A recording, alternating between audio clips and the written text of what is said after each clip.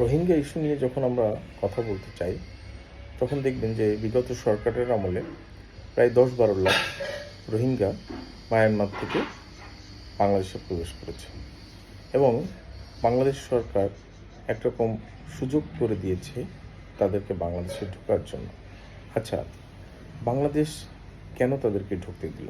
এই প্রশ্ন কিন্তু তখনকার সময়কার বিরোধী দলের যারা রাজনীতি করে বা সাধারণ মানুষ, তারা বারবার ওই সরকারকে সমালোচনা করছিল যে আমরা দেশের মধ্যে বহির্বিশ্বের মানুষ, তাদেরকে আমরা ঢুকতে দিলাম, রোহিঙ্গারা আমাদের দেশে এসে অস্থিতিশীল অবস্থা তৈরি করছে, কক্সবাজার এবং এই অঞ্চলে আমাদের জমি দখল করছে, আমরা ওই অঞ্চলকে হারিয়ে ফেললাম। একটা জিনিস চিন্তা করেন, রোহিঙ্গারা ওই দেশে থাকতে পারছে না, ওদের পরে নির্যাতন করা হচ্ছে, ওদের বাড়িঘর ভেঙে ফেলা হচ্ছে, পুড়িয়ে দেওয়া হচ্ছে এবং মেরে ফেলা হচ্ছে। তো একজন প্রতিবেশী রাষ্ট্র বা প্রতিবেশী একটি মানুষ, তারা মুসলমান, তো তাদের এই বিপদের সময় প্রতিবেশী একটি রাষ্ট্রের কী করা উচিত? যা করা উচিত বিগত সরকার তাই করেছে।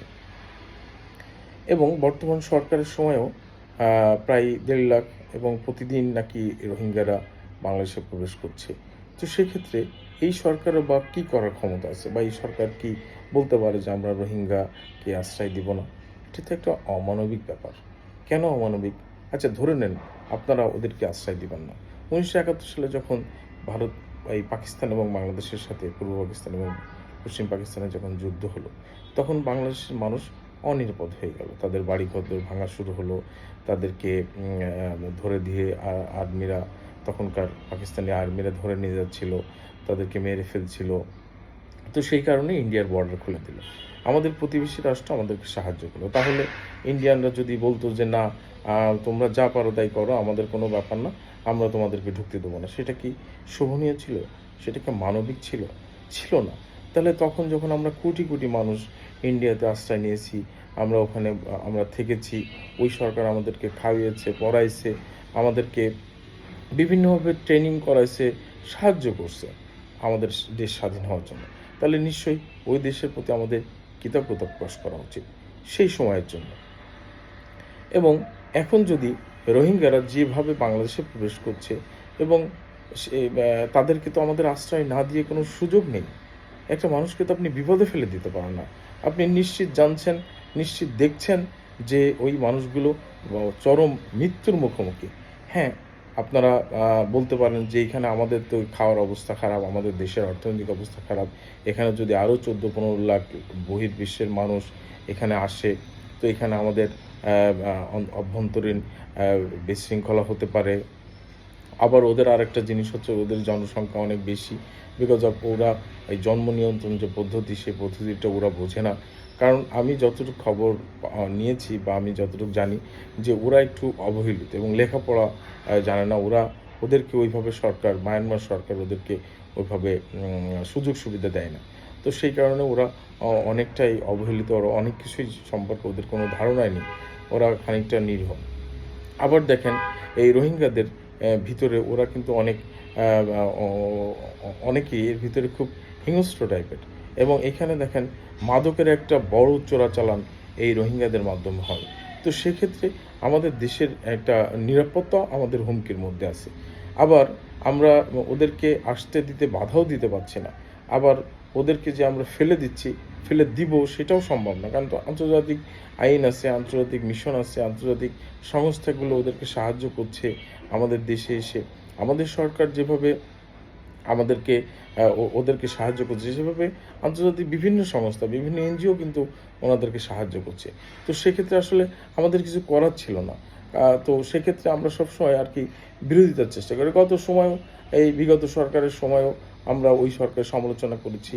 আবার এই সরকার যখন রোহিঙ্গাদেরকে আশ্রয় দিচ্ছে, করিডোর দিচ্ছে বা বিভিন্ন ইস্যু, আমি এই করিডোর নিয়ে কথা বলতে চাই না, কিন্তু আমি রোহিঙ্গার ইস্যুটা নিয়ে আমার কাছে মনে হয়েছে যে সেটা আসলে কোনোভাবেই সম্ভব ছিল না তাদেরকে আটকানো। কারণ আপনি, এটা মানবিকতার ব্যাপার, এটা কোনোভাবেই আটকানো যায় না। আপনি আপনার প্রতিবেশী যে আপনার গ্রামের পাশের গ্রামের মানুষ যদি অত্যাচার নির্যাতনের শিকার হয় এবং আপনি দেখেন যে তারা মৃত্যুর মুখোমুখি, তারা মারা যাচ্ছে, তাদের বাড়িঘর ভেঙে ফেলছে। তো আপনি পাশের গ্রামের মানুষ, আপনি আশ্রয় দিবেন না? আপনি যদি ফকির হন, আপনি যদি খুব মানে নিডি মানুষ হন, আপনি যদি খুব গরিব মানুষ হন, তাও তো আপনি চিন্তা করবেন, ঠিক আছে আমি একটা পরিবারকে সাহায্য করব বা আমি একটা ঠিক আছে আমরা আ এ বে সবাই মিলে ভাগাভাগি করে খাবো। আর ঠিক আছে দেখা যাক কতদূর। তো সেটা আসলে ব্যাপার। এটা কিন্তু অমানবিক ব্যাপার না। আর ওরা তো মুসলমান। আমরা একটা মুসলমান মানুষ হিসেবে যদি আমরা ধর্মের চিন্তা করি, তাও তো আমরা একজন মুসলমান ভাই কে আমরা বিপদে আমরা ফেলে দিতে পারি না বা বিপদে তাদের পাশাপাশি থাকাটাই আমাদের নৈতিক দায়িত্ব বলে ইসলামেও আমরা মনে করি। তো সেজন্য আ অনেক গল্প আছে।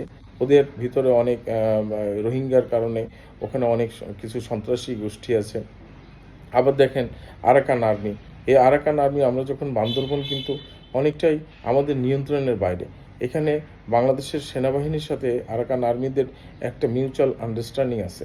উনারা আমি দেখেছি যে এই পাহাড়ে, বান্দরবনের পাহাড়ে গভীর জঙ্গলে আরাকান আর্মিদের দখলে।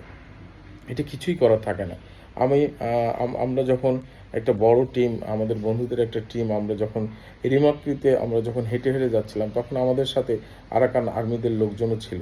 আমরা কিছুই বলতে পারি না এবং আমাদের গাইড আমাদেরকে বলছিল যে, "আপনারা ওদেরকে কোনো কমেন্টস করবেন না।" কারণ হচ্ছে যে ওরা খুব হিংস্র টাইপের, ওদের কাছে অস্ত্র আছে এবং ওরা খুব মানে ওপেন অস্ত্র নিয়ে ঘোরাঘুরি করে। এবং ওখানকার আমরা দেখেছি যে ইলেকট্রিক করাত দিয়ে এই বান্দরবনের পাহাড়ের যে গাছগুলো, সে গাছগুলো কিন্তু ওরা কেটে বিক্রি করে। সেখানে আমাদের দেশের নিরাপত্তা বাহিনী, আমাদের দেশের পুলিশ, আর্মি, নৌবাহিনীর, বিডিআর এর লোক ওরা কিছুই করতে পারে না বা কিছু করে না। কারণ কি ওদের কাছে আমার কাছে মনে হয়েছে যে ওখানে ওরা ওদের মধ্যে থাকে, আমাদের লোক আমাদের মধ্যে থাকে। ওরা আমাদেরকে ডিস্টার্ব করবে না, আমরা ওদেরকে ডিস্টার্ব করব না। এরকম একটা মিউচুয়াল মানে ব্যাপার-স্যাপার আমার কাছে মনে হয়েছে। তাছাড়া আ ওরা এখানে কিন্তু এই ওদেরকে সন্ত্রাসী গোষ্ঠী বলা হোক বা বিদ্রোহী গোষ্ঠী বলা হোক বা স্বাধীনতাকামী বলেন, যাই বলেন না কেন, তারা কিন্তু এখন এই আ একটা অঞ্চল কিন্তু এই আরাকান আর্মিদের দখলে। সো আমাদের মানবিক দিক বিচার করুন, আমাদের সবকিছু বিবেচনা করা উচিত। আমাদের দেখা উচিত, আমাদের দেশের নিরাপত্তা যেমন দেখা উচিত, আমাদের মানবিকতাটাও আমাদের দেখা উচিত। ধন্যবাদ সকলকে।